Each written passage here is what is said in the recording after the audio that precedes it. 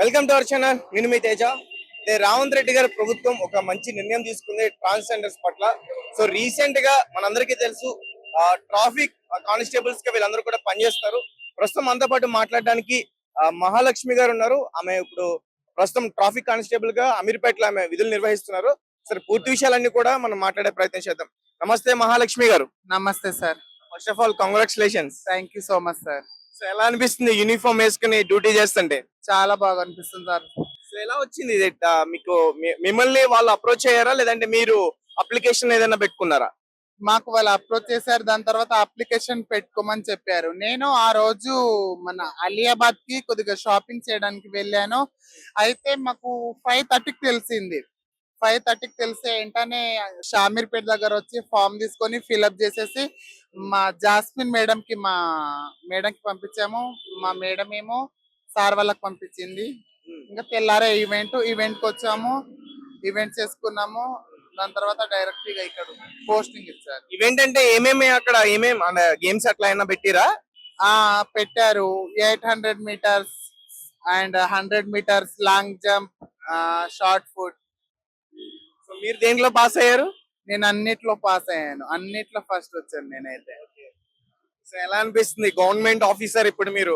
ఒకప్పుడు ట్రాన్స్జెండర్స్ అంటే ఎలా చూసేవారో అందరికీ తెలుసు. అంటే దాని గురించి ప్రత్యేకంగా మాట్లాడాల్సిన అవసరం అయితే లేదనిపిస్తుంది. ఎందుకంటే ఇదే సిగ్నల్స్ దగ్గర ఒకప్పుడు ట్రాన్స్జెండర్స్ వచ్చి చప్పట్లు కొట్టి డబ్బులు తీసుకునేటోళ్ళు. వాళ్ళే ఇప్పుడు ఒక గవర్నమెంట్ ఆఫీసర్స్ గా ఉన్నారు. ఇదే సిగ్నల్ దగ్గర నేనైతే భిక్షాటన చేసుకొని బతికిన దాన్ని సార్. సిగ్నల్ దగ్గర మన అంటే సిగ్నల్స్ దగ్గరనే మన సుచిత్ర దగ్గర. ఇప్పుడు ఇదే సిగ్నల్ కి మేము మెయింటెనెన్స్ చేయడం చాలా సంతోషమైన విషయము. రేవంత్ రెడ్డి సార్ గారు చేసింది చాలా మంచి పని. రేవంత్ రెడ్డి సార్ కి నా ఉదయపూర్వకంగా ధన్యవాదాలు సార్. ఎందుకంటే మా ట్రాన్స్జెండర్స్ కి చాలా మంచి అవకాశం ఇచ్చారు. ఇంకా అన్నిట్లలో కూడా రిజర్వేషన్స్ ఇవ్వాలి. మా దాంట్లో కూడా చాలా చదువుకున్న వాళ్ళు ఉన్నారు, మంచి నాలెడ్జ్ ఉన్న వాళ్ళు కూడా ఉన్నారు సార్. కాబట్టి కొంతమంది హైట్ తక్కువ, పొట్టిగా ఉన్న వాళ్ళు, అలాంటి వాళ్ళు ఉన్నారు. ఎందుకంటే వాళ్ళకి స్టడీ చాలా బాగున్నది. అలాంటి వాళ్ళకి వేరే జాబులు ఇవ్వాలని నేను మనస్ఫూర్తిగా కోరుకుంటున్నాను సార్. ఎప్పుడన్నా ఎక్స్పెక్ట్ చేస్తారా మహాలక్ష్మి గారు? అంటే ట్రాన్స్జెండర్స్ లైఫ్ ఎలా ఉంటది అంటే చిన్నప్పుడే ఇల్లు వదిలి పారిపోయి వచ్చేస్తారు బయటికి. సో అలాంటిది మీరు గవర్నమెంట్ ఉద్యోగం చేస్తారని ఎప్పుడన్నా అనుకున్నారా? నేను అనుకున్నాను సార్, నేను నా ఫ్యూచర్ లో గవర్నమెంట్ జాబ్ చేయాలని. ఇంకొకటి నాకు స్టడీ చెప్పిన నాది ప్రాపర్ మెదక్ జిల్లా పాపన్పేట మండల్ నరసింహరావుపల్లి తండా. మా పాపన్పేట మండలిలో సురేఖల మేడం చెప్పేది, అరే నువ్వు ఎప్పుడైనా కానీ కానిస్టేబుల్ అవుతావు అని. కానీ మేడం కోరిక కూడా నేను నెరవేర్చాను. చాలా సంతోషమైన. ట్రాన్స్జెండర్ కాదు, ట్రాన్స్జెండర్స్ కాదు అంటే పుట్టడం ఒక అబ్బాయి లెక్కనే పుడతాం, కానీ దాని తర్వాత మనకు కరెక్ట్ 16 సంవత్సరాలు అయినప్పుడు మనకు తెలుస్తుంది మెచ్యూర్ ఫంక్షన్ ఎట్లా చేసుకుంటారు ఒక ఆడపిల్లకి. ఆ టైంకి మాకు అనేది తెలుస్తుంది. కాబట్టి ఇక అప్పుడు నేను నా 10th అయిపోయింది, ఇంటర్ చేశాక నేను డైరెక్ట్ కమ్యూనిటీలో వచ్చేసాను. ఇప్పుడు వచ్చేసి కూడా దాదాపు ఒక 10 సంవత్సరాలు అయిపోతుంది. సో ట్రైనింగ్ ఎన్ని డేస్ నడిచింది? ఎక్కడ మీకు కానిస్టేబుల్, ఈ ట్రాఫిక్ కానిస్టేబుల్ గా ముందు ట్రైనింగ్ ఉంటుంది కదా, అది ఎన్ని రోజులు నడిచింది? 20 days నడిచింది. 20 days లో మొత్తం నేర్చుకున్నారా? అన్ని నేర్చుకున్నాను సార్. సో ఇప్పుడు అమీర్పేటలో ఎట్లా ఉంది పరిస్థితి?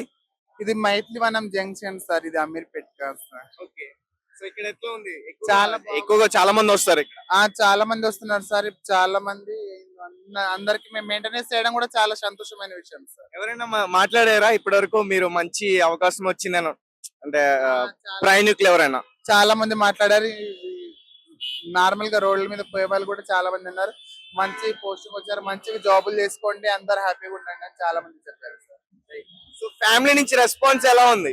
నా ఫ్యామిలీ నుంచి అయితే చాలా సంతోషమైన విషయం. అసలు నేను చెప్పుకోలేనంత సంతోషం నా ఫ్యామిలీ నుంచి అండ్ మా బంధువుల దగ్గర నుంచి, నా ఫ్రెండ్షిప్ సర్కిల్ లో చాలా సంతోషం. బాగా హ్యాపీగా ఫీల్ అవుతున్నారు వాళ్ళు. అసలు మీ ఫ్యామిలీలో ఎవరికైనా గవర్నమెంట్ జాబ్ ఉందా? మీదే ఫస్టా?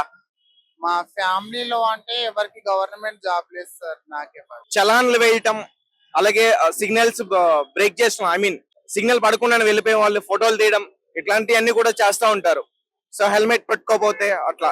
సో అలాంటి అవన్నీ కూడా మీరు చేస్తారా? అవన్నీ కూడా నేను చేస్తున్నాను సార్. మన సిగ్నల్ జంప్ చేసిన, హెల్మెట్ పెట్టుకోకుండా వెళ్ళినా కానీ కూడా వాళ్ళకి ఫోటోలు తీయడం చేస్తున్నాం సార్. ఫోటోలు తీసి మా గ్రూప్ లో పెడుతున్నాం. మా SR Nagar traffic PS group ఉంది, ఆ గ్రూప్ లో నేను పెడుతున్నాను సార్.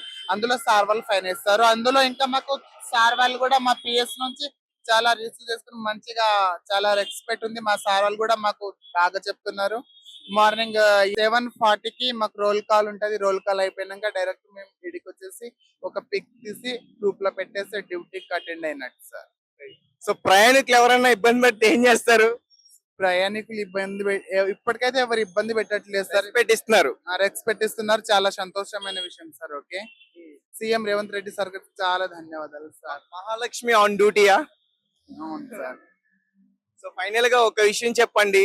ఆ ఇక్కడనే మిమ్మల్ని చాలా ఇబ్బంది పెట్టారు, కొంతమంది తోసేవారు. ఆ ఇంకా చెప్పొద్దు అవన్నీ కూడా. సో అదే ప్లేస్ లో చేయడం ఎలా అనిపిస్తుంది? చాలా సంతోషమైన సార్. ఒక్కసారి సుచిత్ర దగ్గర అయితే డైరెక్ట్ నా మీద లారీ తీసుకొచ్చారు. కొద్దిగా మిస్, ఒకటే ఒక క్షణం అయితే నేను చనిపోయే అవకాశం వచ్చినప్పుడు కానీ దేవుడు కాపాడే సైడ్ కి తప్పుకున్నాను అప్పుడు. కానీ ఇప్పుడు ఇదే సిగ్నల్ దగ్గర నేను చేతి పెట్టి ఆగే కండిషన్ లో వీళ్ళందరూ ఉన్నారు. అందులో కూడా నేను ఉన్నాను. చాలా సంతోషం సార్. హ్యాపీ. సో మీరు చేపెడితే ఖచ్చితంగా ఆగాల్సిందేనా? ఆగాల్సిందే సార్, ఎందుకంటే ట్రాఫిక్ కదా సార్. ఒకవేళ క్రాస్ చేస్తే? క్రాస్ చేస్తే ఫొటోస్ తీసేయాలి సార్. ఇప్పటి వరకు ఎన్ని ఫోటోస్ తీశారు? తీసాను, ఇప్పుడు బాగానే తీసినాం సార్, ఒక 20 దాకా. సో ఎవరైనా బ్రతిమలాడడం, అక్క ప్లీజ్ అక్క వెళ్ళిపోతాం వదిలేసి ఈసారి కన్నా అట్లా ఎవరన్నా? అట్లా కూడా వదిలేయండి అక్క అని చెప్పారు. కానీ ఇప్పుడు ఎందుకు, మా డ్యూటీ మేము చేయాలి కదా sir. So so happy.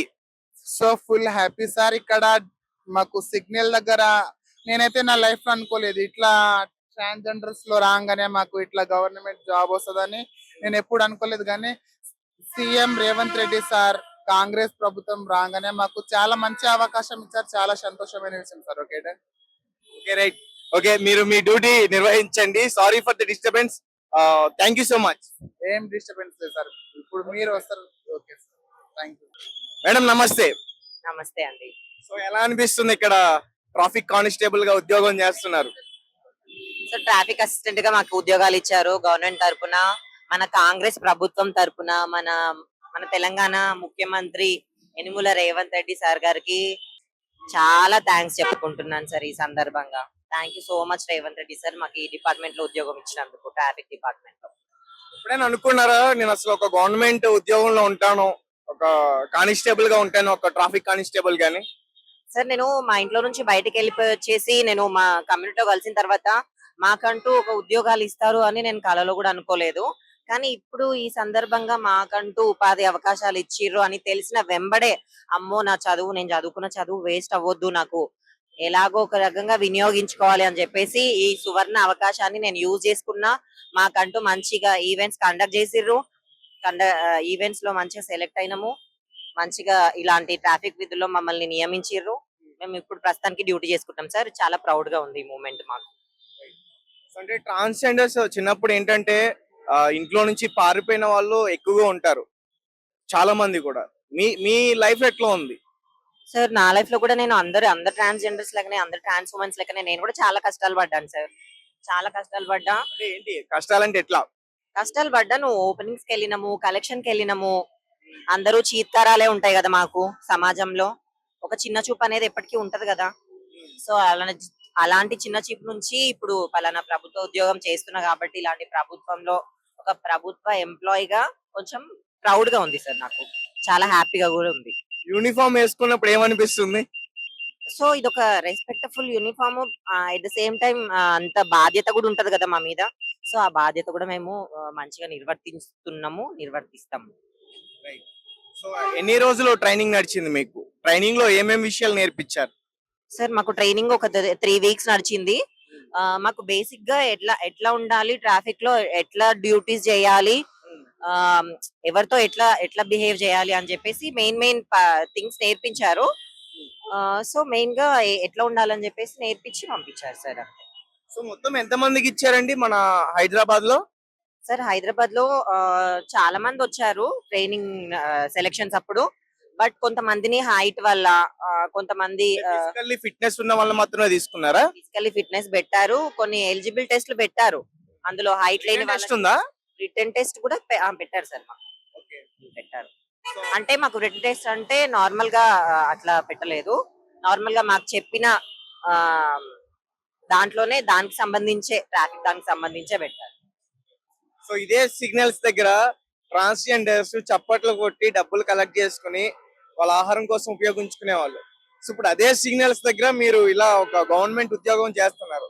So రెండింటికి డిఫరెన్స్ ఏమన్నా తెలుస్తుందా? డిఫరెన్స్ చాలా ఉంది సార్. ఒకప్పుడు ఇదే సిగ్నల్ దగ్గర అడుక్కున్న వాళ్ళము, ఇప్పుడు ఇదే సిగ్నల్ దగ్గర ఒక ట్రాఫిక్ కి సమాజానికి మేము